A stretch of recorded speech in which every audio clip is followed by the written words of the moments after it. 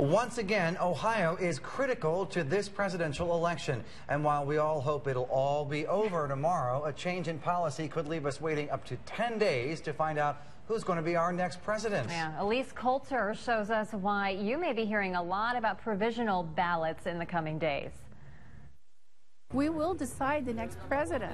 As Melody Kelly waits in line to cast her ballot, she's upset that it could take days after the election to find out who won. Everyone in the country could be waiting on Ohio's determination. Provisional ballots aren't counted in Ohio for 10 days, and this year there may be more of those than ever. We need to know, and we need to know now. For the first time, Secretary of State John Husted decided to send absentee ballot applications to all of Ohio's voters. 1.3 million people requested a ballot, but only 1.1 were sent back in.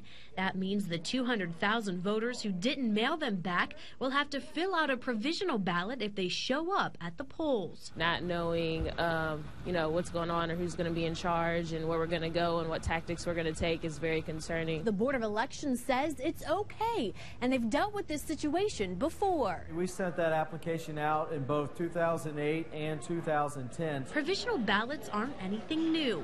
Despite the change this year, Montgomery County's Board of Elections say they expect about 14,000 provisional ballots to be filled out this year. That number is on par with the last presidential election. If there's any federal, state, or local races that potentially are close at the end of Tuesday night, then those ballots are going to be very, very important. Those ballots and millions more will decide who wins, so it all comes down to you. We need to get out and vote because everything's going to affect not just, me standing here, on camera, but everybody. Reporting in Dayton, Elyse Coulter.